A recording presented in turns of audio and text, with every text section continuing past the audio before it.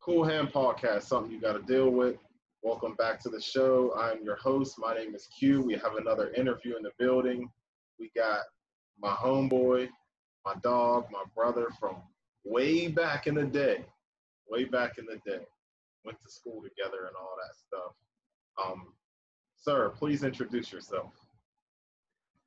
Hello, my name is Dustin McDuffie.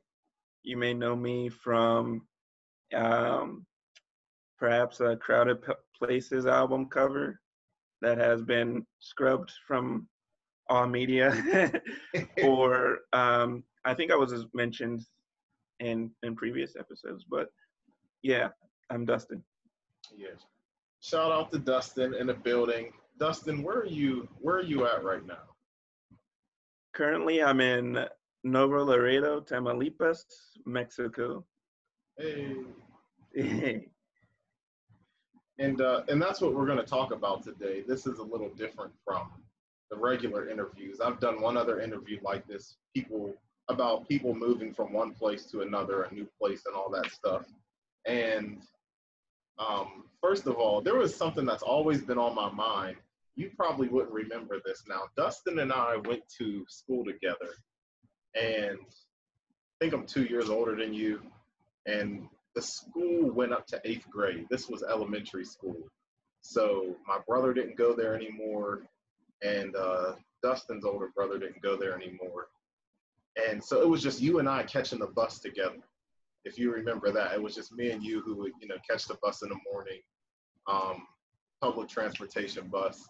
And one day, I just always felt bad. This bothers my conscience. This is why I'm getting this stuff. There was one day, I'm a horrible human being, in my opinion. Because one day, we're waiting at the bus stop, and the bus wasn't coming for a while. And where our bus stop was, and this is downtown Pittsburgh, for some context for people who may be listening. And there was a McDonald's and a CVS across the street from our bus stop.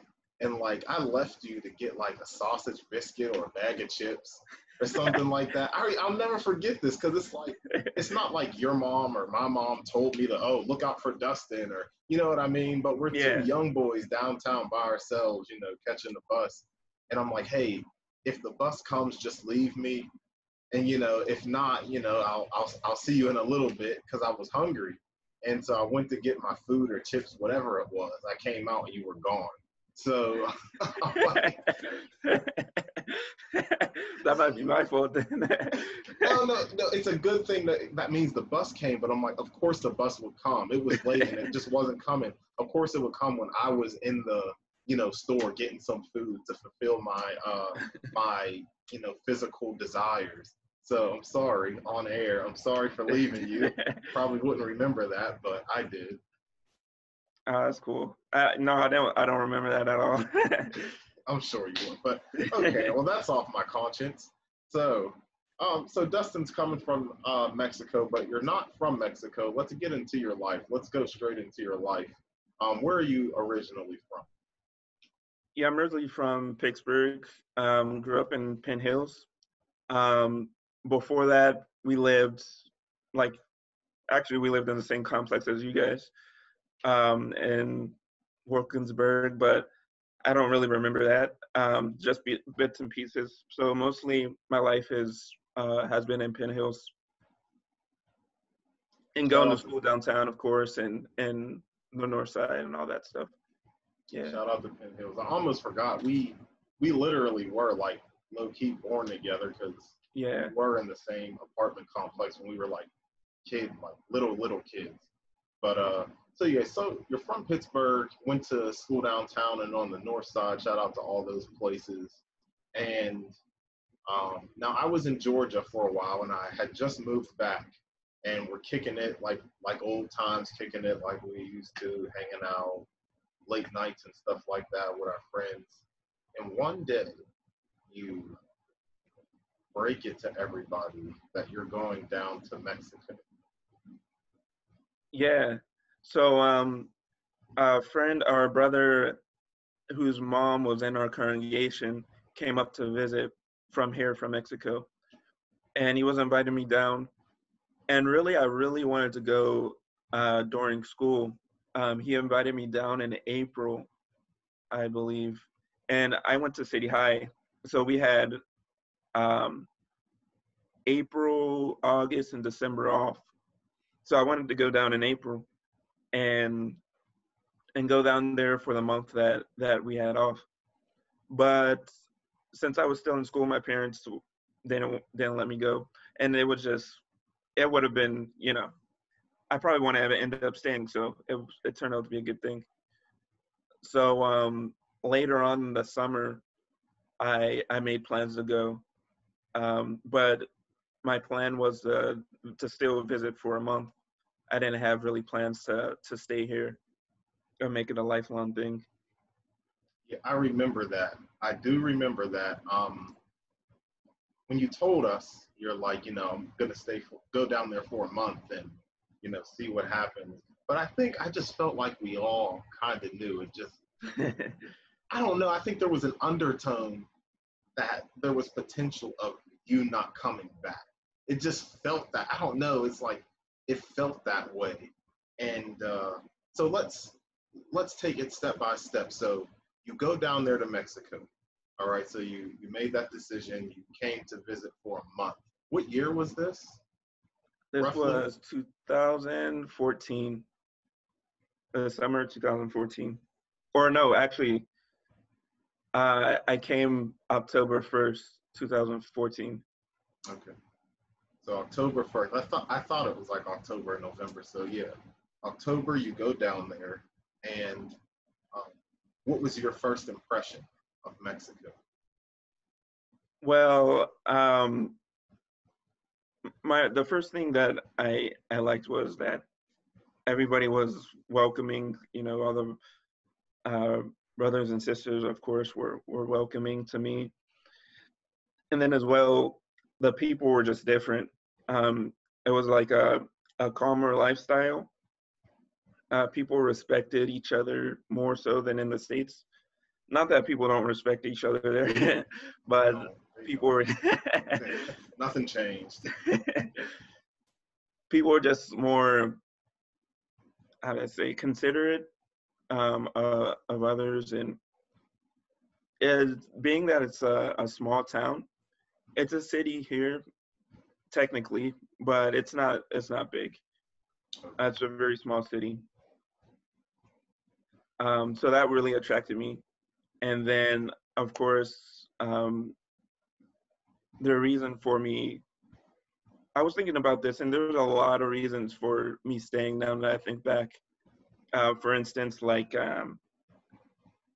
really, I might have internally just wanted to be out on my own. It was definitely cool to come home and just relax and be by myself.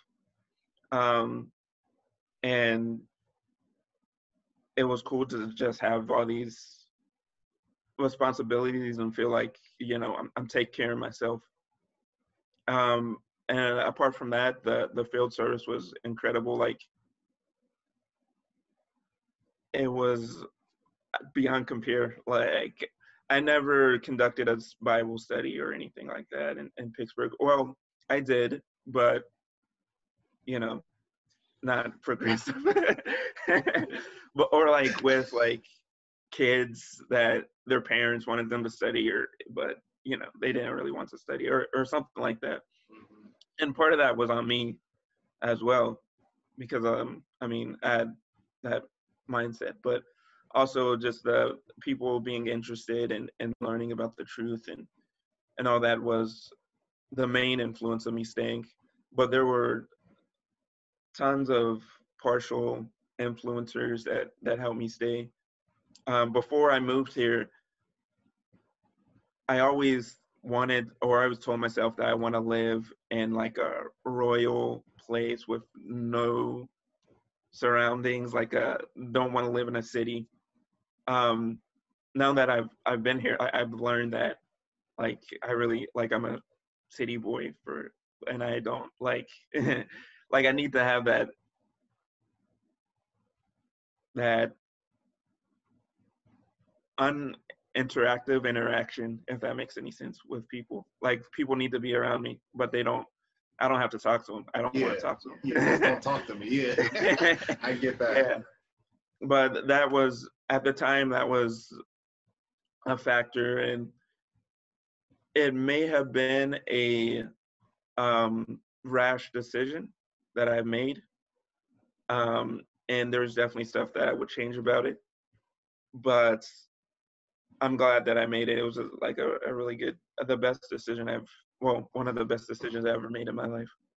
Oh yeah, you're getting married, so Yeah. yeah, if you didn't go down there, that wouldn't have happened. At least you know, with the person you're marrying. But so I want to expound on something, and of course, you know, don't release any information that you don't want everybody to know. But when you said you would do some things differently about the move, what would you have done differently? Because I know you were down there already. You were already down there, and you let us know you were staying for good. So I'm sure that might have been complicated with moving certain items. Yeah, for sure. And my parents helped me a lot moving my stuff. And I mean, I was a kid, so I didn't have anything really, honestly, just things that I wanted to have or in clothes and stuff. But I didn't really have any possessions, like really valuable possessions.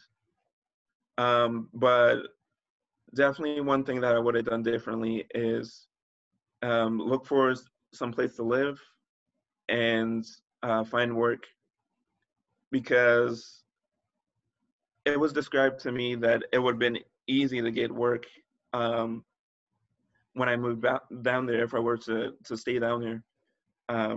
During my visit, my month visit that I was trying out, I was told that, you know, you can get a job online teaching. A lot of friends have jobs like that, online teaching. And it seemed easy at the time, but I didn't have a laptop at the time. So I bought a laptop. It took a while, like a month and a half to get a laptop. And then I started applying to jobs, and it just didn't. I just wasn't finding work. So one thing that I would have done differently for sure is either came back to the States, to Pittsburgh, and looked for work and then moved down there, or um, just delayed my move, or delayed my visit so that I could find work online first and then move down. But at the same time, who knows? Like if I probably would have moved to another part if I would have done that. So it kind of all worked out. Like I may have moved to another city, or like Monterey or something like that, which would have been nice. But I mean, here is where, you know, I grew as a person, and like all the challenges and all the things that I went through here is what happened. Anyway, with the work situation, it took me a long time to find work, is the point.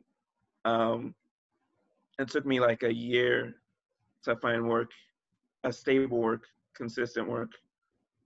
Um, I did odd jobs here and there. I made labels um, online and like contract work online, and it took me a really long time to find stable work.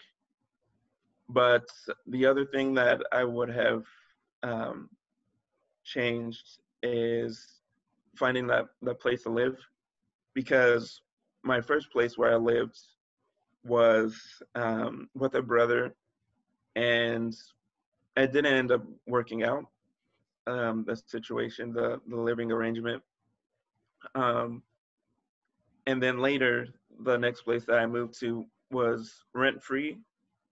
It was a brother's house who his dad passed away, and he just wanted somebody to live there.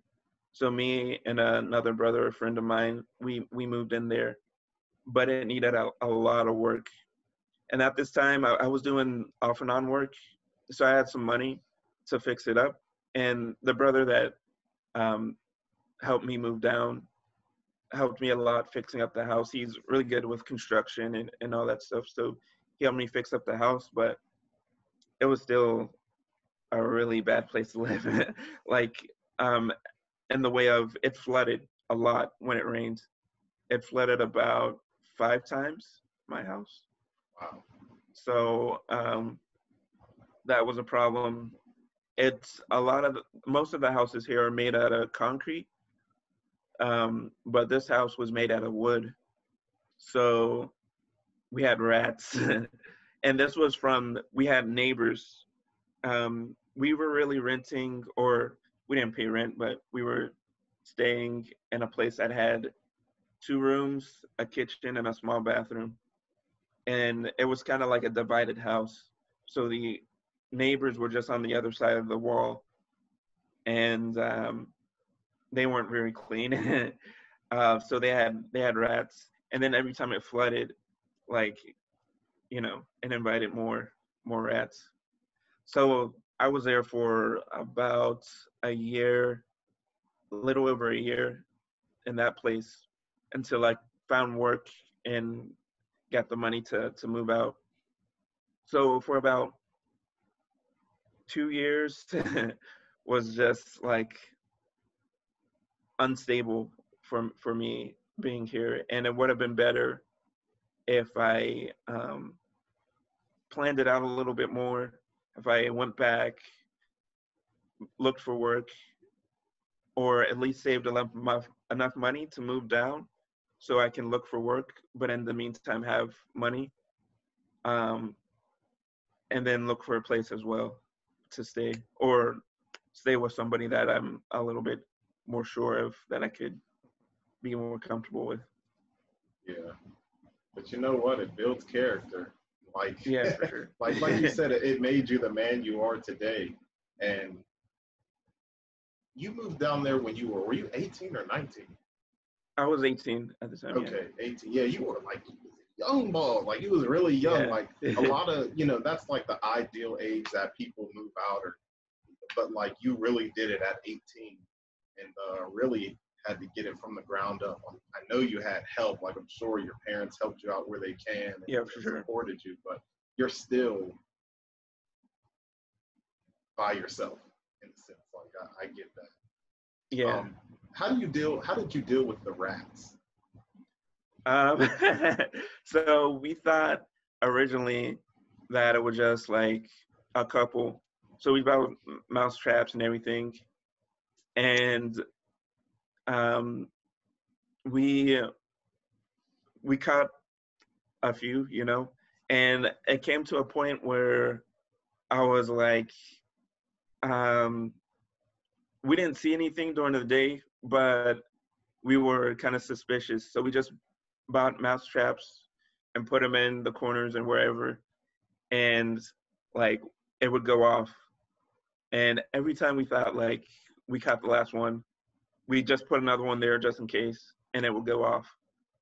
So it was never really solved. It was just kind of maintained.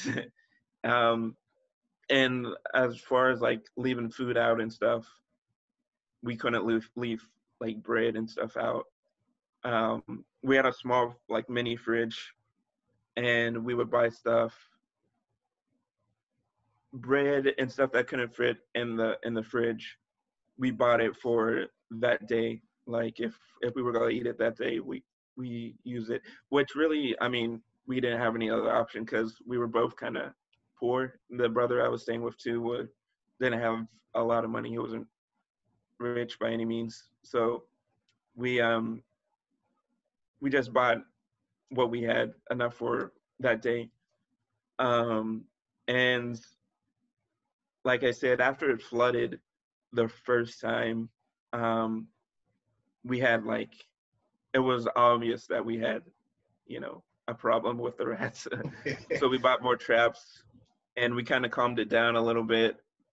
But always there was like, I don't know, I felt like there were still rats, and knowing that the people on the other side lived there, I always just put traps off, and they would set them off, or I would, in the morning, I would find a dead rat or or something like that. So I'd have to just set a new one. It's funny because I know I'm talking about it like super casual, but it's just like it was a part of my existence there, and it became like I mean, for me it was like I'm not paying rent, the bills are super cheap, so I mean I'll deal with this problem. Yeah.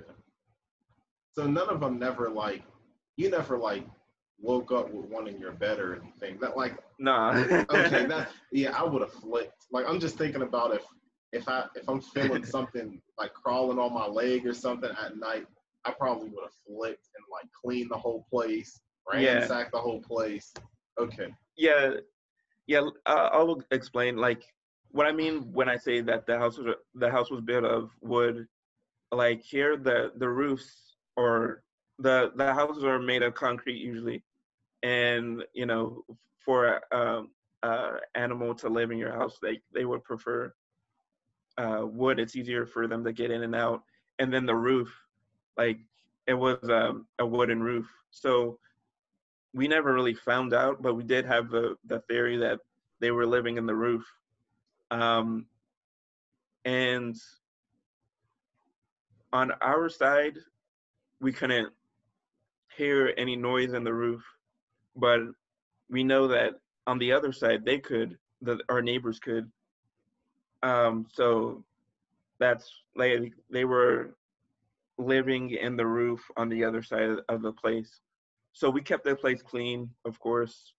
You know, whenever we found a dead rat, we bleach the area and everything, mop it out and everything. And but by no means were they like just running around all day. Just like usually at night, like we'd hear a trap go off or something like that, or um, yeah, something like that. Or if I like went to the kitchen late at night and flicked on a light, I might see one scurry across back outside, but they weren't like crawling up on the counters and everything like that. Yeah, that would be super frustrating. I'm sure I would imagine if you're used to like, just hearing a trap go off at night, I'm sure like you would hear one and just go back to sleep. Would you do something like that? Yeah. Yeah, like I'm not gonna I don't want to deal with a dead rat. And most likely like if it went off, it's not dead yet. Yeah. So like I would just like I'll deal with that in the morning. Yeah. Man. Yeah. Let me tell you something. I saw a mouse or a rat at somebody's crib before, and we made eye contact. Dead serious. I remember, and they had let me know that they had like one or two in their house. Like, yeah, this has been going on. I'm like, oh, whatever. Like knowing where their house was at and things like that. And it's like nearing, the evening when they like to come out. I guess like you're saying, like it's probably like past 7 or 8 o'clock at night, and I see it. I see it, and it's a nice size. And I'm just telling you how what I'm trying to explain is how like you're built different. How Mexico has built you different. So I saw it, and I'm on the couch, and it's in the kitchen, and I'm in the living room. You can see it from the living room, and it like it's crawling, and then it stops, and it like looks in the living room. And him and I make eye contact, and then it ran and jumped in like this little area. Yo, I had dreams about it. I'm dead serious. You know how you can't remember dreams, but I legitimately had dreams about this mouse. And that's I have anxiety, dog. Like if it was me, if I hear a trap go off, I'm getting up immediately. And you're built different. It's built different, dog. It's a different breed down there. He's real. So okay. And that kind of, what other living conditions did you deal with while you were down there, while you began to live there in Mexico? So in that place specifically, the flooding, like I said, was a big thing because we didn't know it flooded. It doesn't rain here super often, but when it does, um, it's very hard. Or it does drizzle from time to time, but most of the time, it's a heavy rain when it does rain. And the streets here, the sewage isn't good, so the streets flood pretty easily. And that street that we lived on, it flooded. Um, they would have to take off the manhole cover for the water to flow downwards, and still it would fill up and it would flood the street. And because the way our house was built, kind of on a decline, the water would come in and it would flood very easily. So the first time it flooded was probably one of the worst times that it did. It was during a hurricane. Um, it didn't hit us specifically, but we got enough rain. We got a lot of heavy rain, and there was flooding throughout the town, just because the streets here, the way they're made. So that time that it flooded the first time, it was crazy. Like my roommate, I heard him like yell or something, and then like I got up, and when I stepped down out of my bed, I felt like a puddle of water, and I thought like I had something near my bed and it spilled or something. And then my first reaction, honestly, when I found out that it was water coming in, was like, I'm going back to bed. I don't want to deal with this. But then I was like, nah, we have to do something. So, um, my when my roommate found out that it was flooding, he called out to me, and I was like, yeah. I found out what's going on too. So we just unplugged everything and lifted everything into the shower since it had a drain, all the electrical stuff. And then we couldn't really do anything. We were trying to stop the water from coming in, but as soon as we opened the door, like all this water just rushed in, and like you can't stop it. Like when it's so heavy and everything.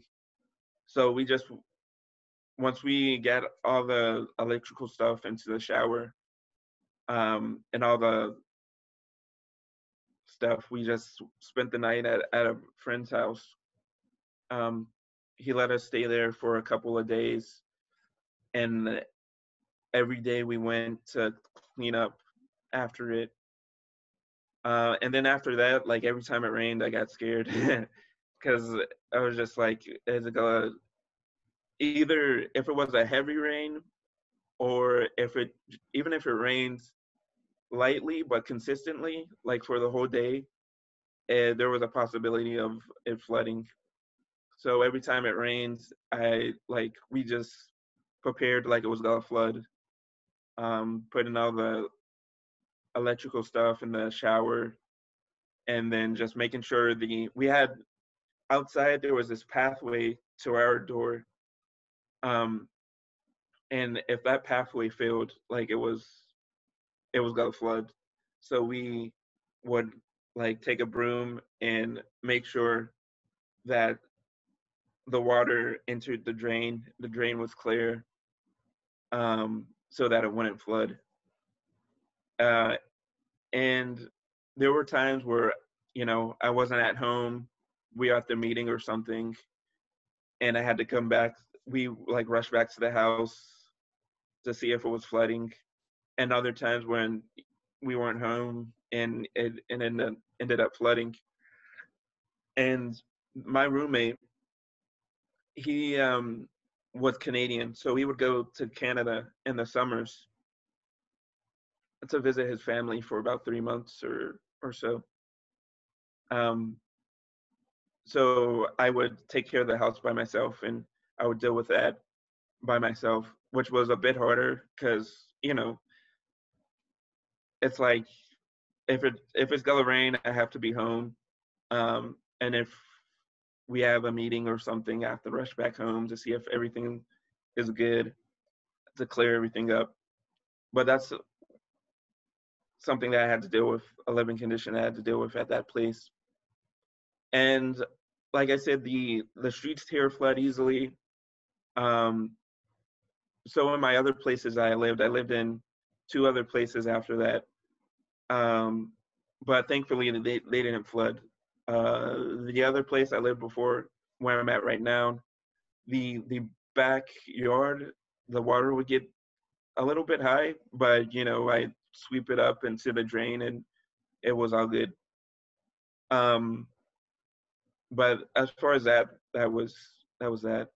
But another living condition is it's super hot here, and like in the summer, um, they don't. You need a AC, or, well, I didn't have an AC for a long time. And the other house that I lived in, I had an AC. Um, and because the houses are built out of concrete, they get hotter and the heat stays in for a long time. So at night, even when it cools down, the heat just kind of locks into the house.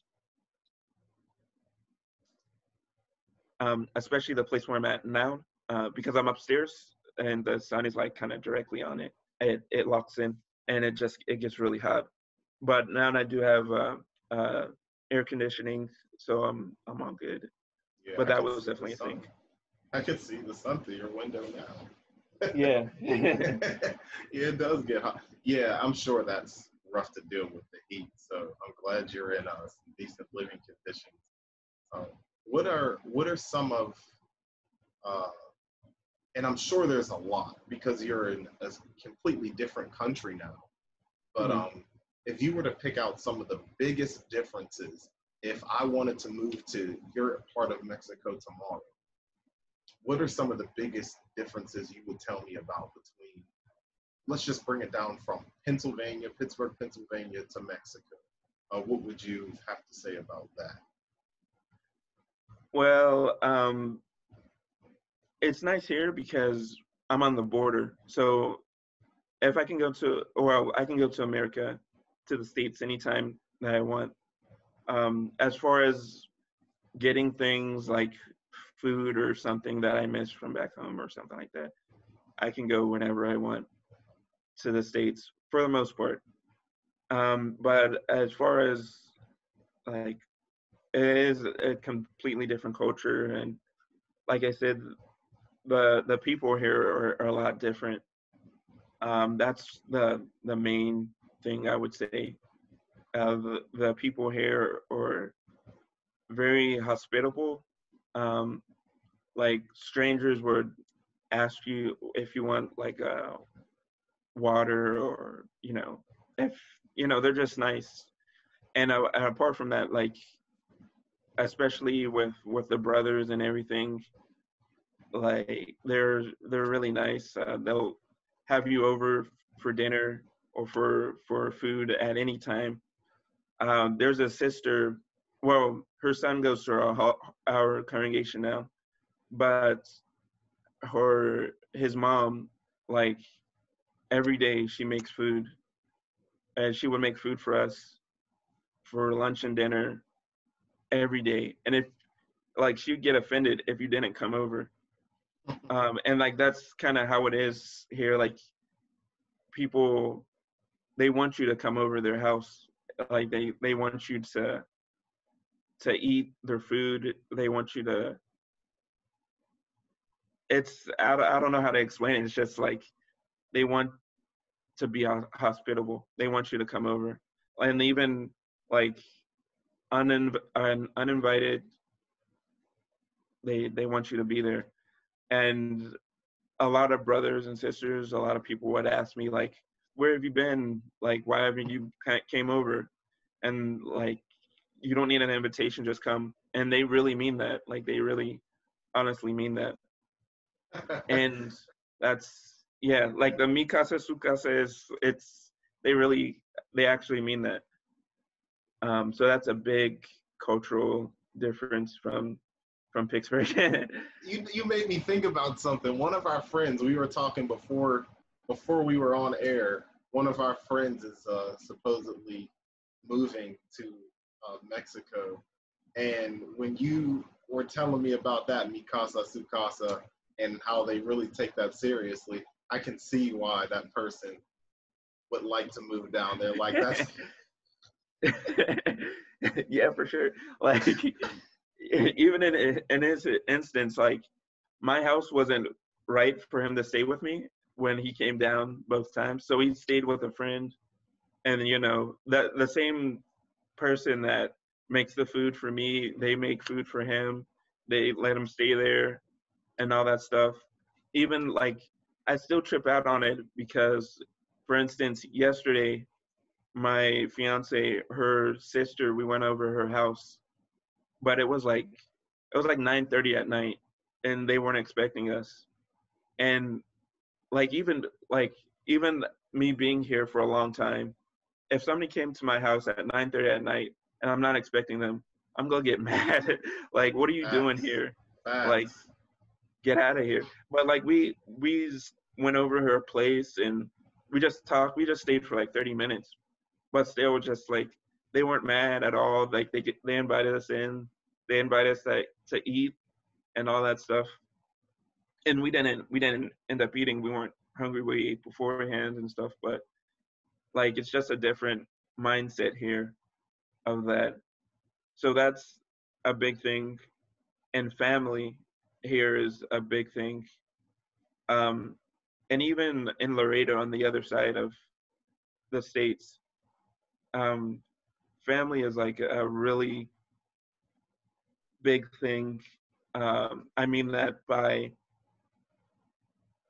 in the states, the way I view it is in the states, family is important. People definitely say family is important, but they view it as like the way that I can provide for my family is by giving them things, giving them money. And here it's more so of the way I can take care of my family is being there for them. And either way, like they do work long hours here. The pay is really bad, but at the same time, like they spend a lot of time with their family. For instance, I went to visit a family in another part of Mexico, and their family would get upset if they visit them only like once a week.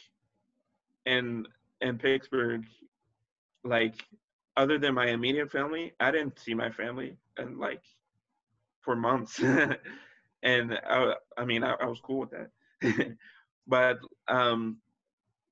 here it's like you have to see your family, and even my fiance, her sister-in-law, um, her parents say that she doesn't come around the house a lot, but she comes like twice a week, 3 times a week, and it's like it's a like they value time together apart from like just having things, or they just really value that time spent as family. Okay. Yeah, that is completely different from here. That is true. I'm a horrible family member. I have to like remind myself to call my grandfathers on both sides of the families. I'm still working on it. So I'm sure that helped develop you as, a husband too, becoming a husband because like you said, it's different in over here in the States with the whole family thing. So I'm sure that helped you that way too. Um, Now, if I'm someone who is thinking about moving to Mexico, and I'm going to keep referencing your region because we met a couple who live in a different region and it's more touristy. So they live Yeah. in like a nice crib. So I'm going to reference your part. I'm closer to the border. Now, if I'm somebody and you know what, I think I'm going to come down and live over in Dustin's area, what can I expect when it comes to material possessions? Can I, So Yeah. So there are different classes here for sure. And there are some really rich people here. Most of the rich people that live here either like work in the States and bring it back. The exchange is really good, especially right now. So if you work in the States, you can make a good life here. Like you can live comfortably here. But on the other hand, there's some really poor areas as well. And materially, a lot of people live day by day. A lot of people like they'll buy food for what they need for that day, and then work, and then so on for the next day. Like I mentioned before, the pay here isn't really good. For instance, my fiance was working at a place. It was like a meat market kind of. They sold chicken, and she made 1,600 a week, 1,600 pesos a week, which is like, I think it's like $70 for the week. And she was working, normal full-time hours. So that's about, and there's some jobs that pay worse. Some of the convenience stores, they're like 10 pesos an hour, which is like less than $1. So the pay is really bad here, unless you have a job that's like for the government, or some jobs that are like unionized or good paying and have good benefits. There are also like American companies because of they're on the border. But the vast percentage of the population here in Nuevo Laredo is a poor population that only have enough for the day. And then most of them are factory workers. So like I mentioned, there's a lot of factories here because we're on the border. Coca-Cola, Sony, just like import, export places. So a lot of people work in factories. And the pay is better than go ahead and working in, for instance, like a convenience store, or working in, I don't know, like a Walmart, for instance. But it's hard work. It's long hours. It's at like 6 days a week usually. And yeah, it's not great pay for what it is. It's not good pay for, compared to the States. It's not good pay for anything, but it's not good pay for what it is here. Yeah, I remember, and I asked that question because I remember, now since you've moved, I think I've seen you twice since you moved. And one of those times, 2 or 3 times, not including the wedding. You came up for our wedding, but I kind of regretted it because I only got to see you so much during the wedding. Then 2 days later, we're on our honeymoon. But shout out to you. I'm just gonna quick shout out because this dude drove. He drove. I didn't know you were driving. He drove to our wedding from Mexico. Thank you. Like I appreciate it. Like you don't know how much that meant. Like I'm glad you were able to make it. But dang, I didn't know you was driving. It's a long drive. But yeah, anyway, that's how much of a friend he is, everybody. So I remember we were talking, driving somewhere, I don't know, get some food or something, and you were talking about how there was less of a temptation to be materialistic.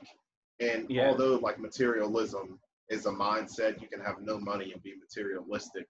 It was like one of those things, if I remember correctly, like you just didn't worry about the latest electronics and the latest, newest material possession. You just focus on what you have to focus on, and it was more like you could be more content.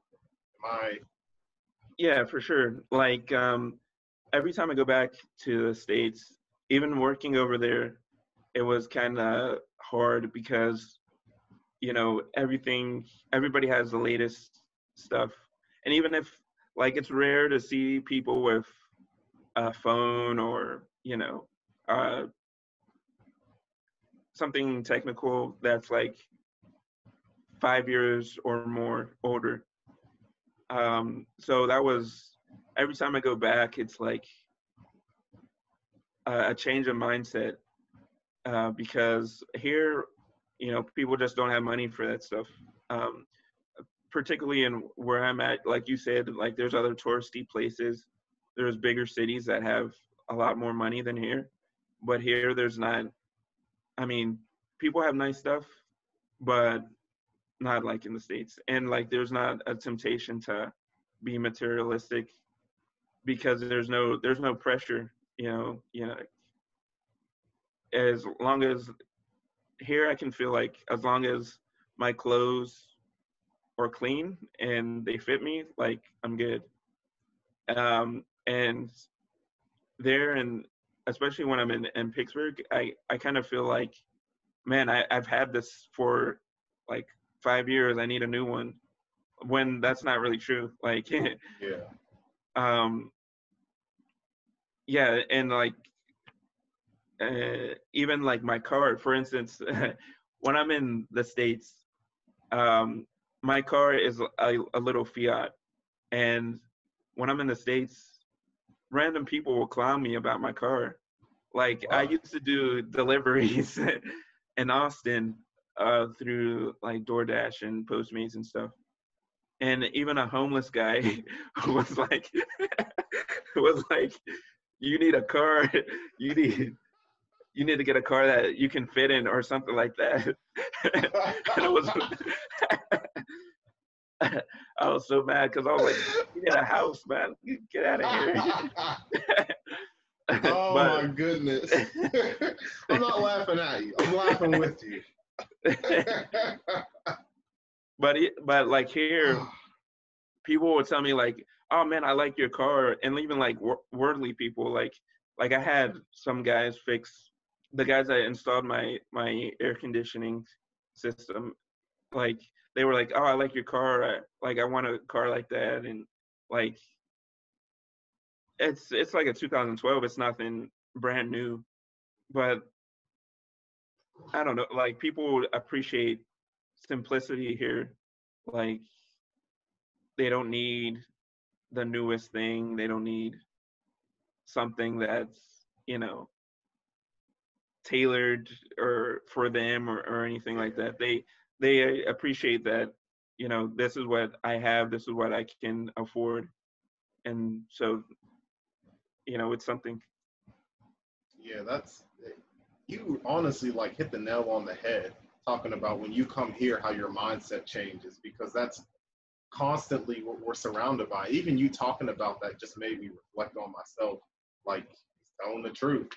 uh, I got my car. My car is a 2011. I bought it with super low mileage. I don't regret buying that car because um, that car should last for a while. The same car that you see me in, if you remember, you know, when I picked it up Yeah. and stuff like that. When you come here, like that car is a 2011, and like every time I pass the dealership that I bought it from, I'm like, oh man, what if I got like a more updated, you know, something with Bluetooth in it?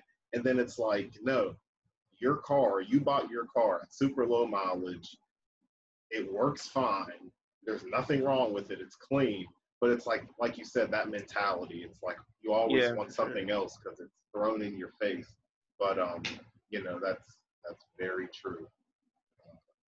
So yeah, now um, I want to talk about at this point some of the highs and lows, and your the most satisfaction you get from living in Mexico, and maybe one of your low points, just maybe just one. of like your lowest your lowest points and one of your highs there. Yeah, for sure. Well, I'll start off with the low. There was a time where I just got um, fired from work for going to the assembly. And then, so I was looking for work, but um, I couldn't find anything. And then on top of that, the place I was at, my landlord was kicking me out. So I was just, you know, low. I didn't know what I was gonna do, and I was very unsure.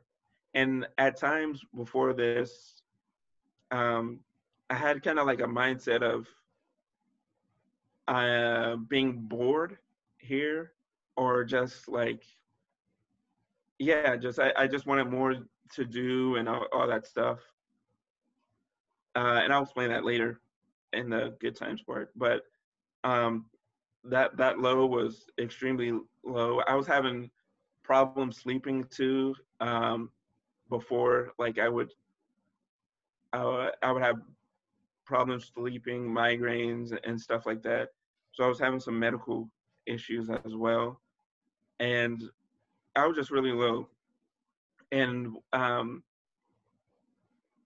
what helped me get through that part, of course, the brothers and sisters and stuff. There was a brother, a close friend of mine, that let me stay at his place while he was in Australia because he's from there. And every year he has to go back with his wife in order to, because they have to go back to the country to remain citizens there. So I stayed at his place while he was gone and was able to look for work and find work there. So it was an extremely low point in my life, and being here, but in the end, like it helped me out a lot. Um, I've been through not having work before, so that wasn't really anything new. Um, just kind of not relying on myself and just, living day by day, reminding myself of what's important, of like the only thing I really need is food. Like I have a place to sleep. Well, once I moved in with the brother, I had a place to sleep. I had, um, you know, place to shower and clothes and all that. So just focusing on what was important and and doing that really helped me out a whole lot. Um, and then once I was able to find work, finding the place that I'm at now, um, yeah, just the friends helped me out a lot. There was our circuit overseer told me something that was really upbuilding for me. He told me that, and I always looked at myself like it's not something really extremely special that I was doing being here. But he told me that I was the only brother in the circuit, the only single brother in the circuit that's by himself. And that really like hit me like, wow, I didn't know that I was the only person doing this. Like I didn't view myself as doing something special, but he like reaffirms like you're doing something extremely special. And if this was before that I had my place and work and everything, he said if you have to go back home, then you don't have to feel regret or anything like that, because you did it. Like you did something special, and you can do the same back home now that you have the experience and everything. And thankfully, it worked out where I could stay here and I could, um, you know, live here and feed myself and have work and everything. But that was an extremely low point in my life. That lasted a good amount of time. And then for the highs, well, being engaged, definitely a super high point in my life here. And before that, like I said, I was feeling kind of like bored. There wasn't much to do in my mind. Because here there really is nothing to do as far as like physical activities. Most of our association, most of our doing things is just going to somebody's house, hanging out with somebody, which now I've grown to appreciate. But there was a time where it was just like I need stuff to do.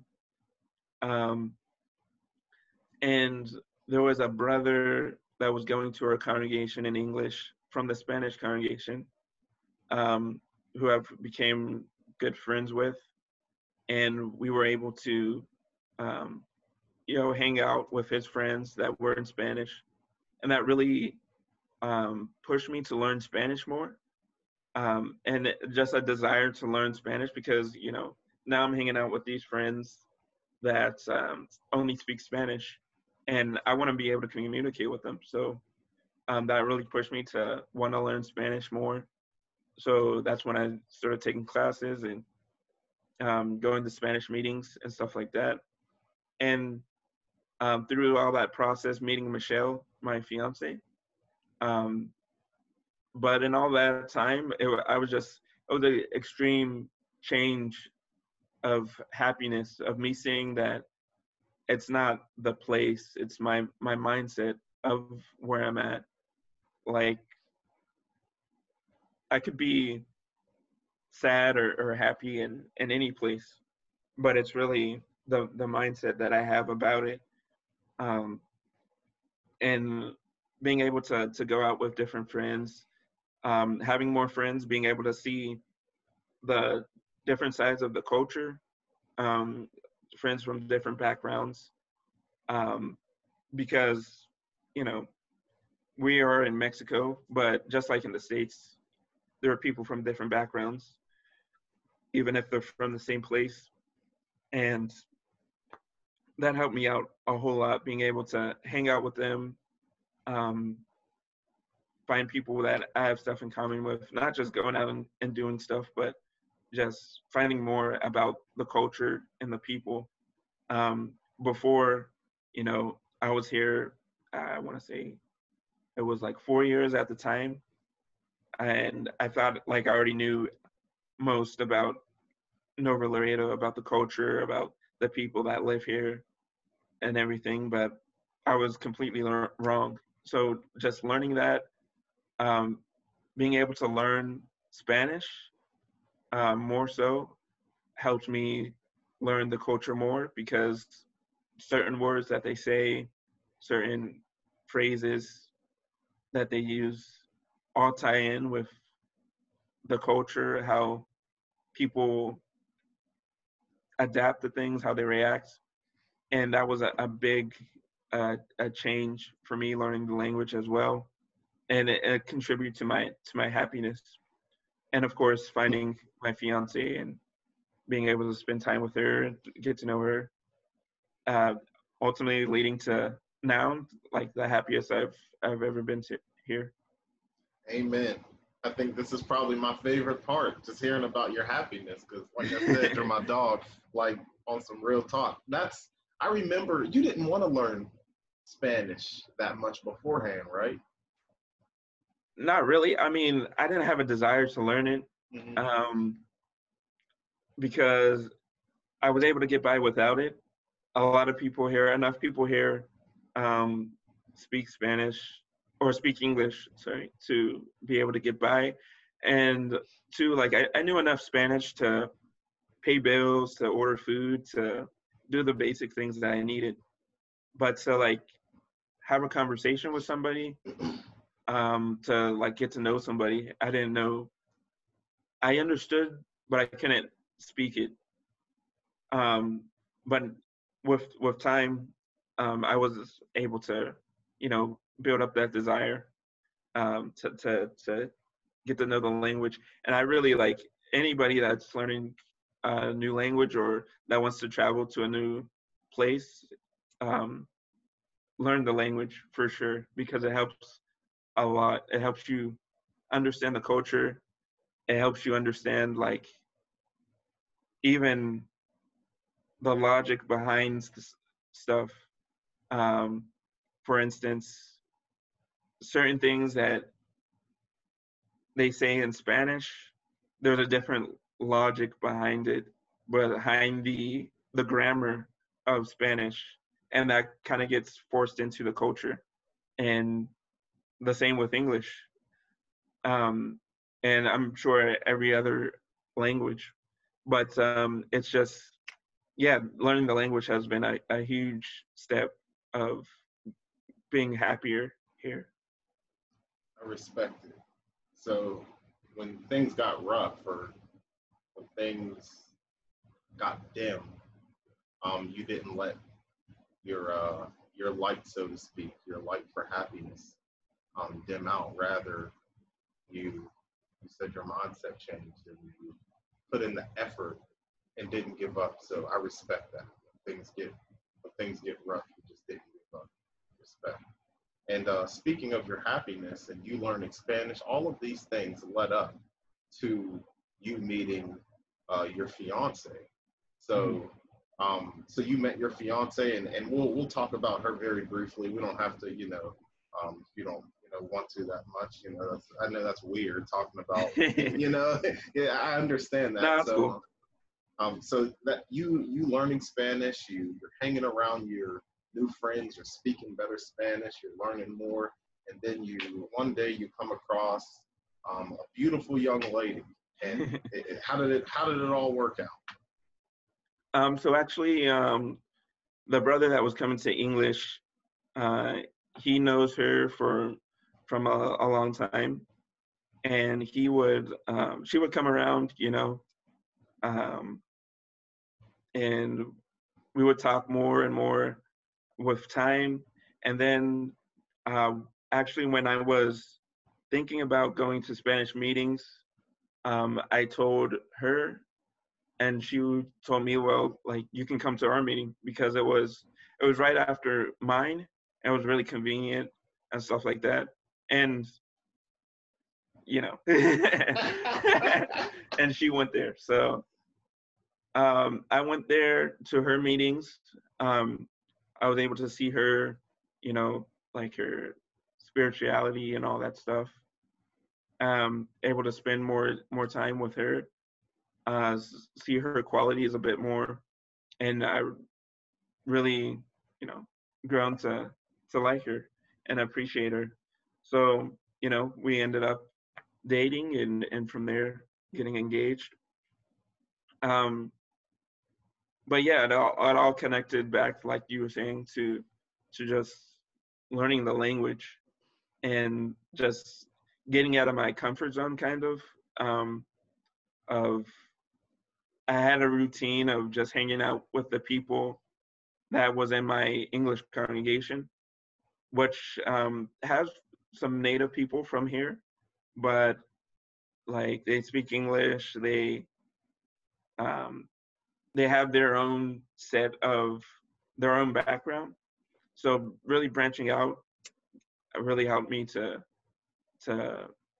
be happier and meet Michelle, which really, you know, led to the happiness that I have right now.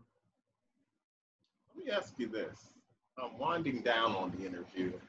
Before I forget again, since you're black, who cuts your hair? Yeah. So that's been it's a recent problem that I'm having. The guy, when I first got here, I met a guy that cuts hair, um, and he did really good. He can cut my hair. Um, but since the pandemic, he left the shop that he was at, and now I can't find him. So I've been going to different places trying it out, and I got messed up. Oh, I The can't last place tell. I went to. Yeah, it's hard to tell a little bit, but yeah. Yeah, Now, do you they have messed another? me up. Do you have another black dude cutting your hair, or do you have like the Mexican natives, the ones who live down there? Do they know how to hook you up? So the first guy that I had, he's from Mexico technically, but he's lived in the States Okay. like his whole life. He got deported, and he actually learned how to cut hair in prison. So he learned how to cut everybody's all kinds of hair. But a lot of people don't have that experience here, and being that our hair is different, Yeah. they don't know how to cut it, and like my hair now has grown out since the last cut, but it got patches and everything like that. Oh, word? Did you like that? Yeah. It's like um, you go to the barber shop and just say, do the best you can. yeah. Like I'll ask first. Now that I've been going to different places, I'll ask first, do you know how to cut my hair? And I mean, I haven't had anybody say no, but like I kind of expect them to be honest. I don't know why. Um, but they all said yeah, of course, and I come out scathed. All right. Well, one more thing before just going back to you dating and eventually and then getting engaged. It's funny how you're in Mexico, but I had word from the street in Pittsburgh. It's interesting. Like I would see your dad every blue moon. Like back when I lived in Penn Hills, I don't live in Penn Hills anymore, but I would be in Penn Hills and John Eagle. I would see your dad at the store. I'd be like, "Hey, how you doing? We just talk real quick." And like, "How's Dustin doing?" And he's like, "Oh, he's doing good." Your dad's voice, and he's like, "I think he has a friend." Like I think he has a friend down there. I'm like, "Oh, that's good." I knew what that meant. And then somebody else who lives in, you probably know who I'm talking about, Yeah. who lives in your area and comes up here, and I ask about you. I'm like, "How's my man Dustin?" He's like, "Oh, he's doing good." Yeah, it's a lot of time in Spanish. I think he has somebody in there. Yeah. So like I'm like, okay, so my man's dating. Then I eventually see, your pictures and stuff on Instagram and everything. But it's just so funny how like it's like really a small world. So you just can't keep your business to yourself for nothing. It just it travels all the way back home. But all right, is there anything else you wanted to say? Anything I'm missing? Any shout outs? Anything? Let me think. Well, I would say this: if you're somebody who's considering moving to a different place, definitely you should definitely do it. Especially if you have work that allows you to do it remotely. Um, yeah, it's a huge life change. And for instance, most of my adult life has been here. Like 99% of my adult life has been here in Mexico. But it's been a huge learning experience. Like I said, the culture and everything like that is just super good. It's a super nice experience to have under your belt, even if you just stay for a little bit. So anybody who's thinking about it, mulling it over, definitely consider it deeply and hope you can join in on the international experience. And shout out shout out to my fiance Michelle, Hey, of course. Michelle. Um yeah, that's it. All right, Dustin, thank you for coming on live from Mexico.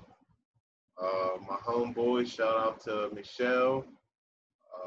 Shout out to Mexico. Shout out to everybody. This is the Cool Hand Podcast. Cool Hand Podcast, something you got to deal with.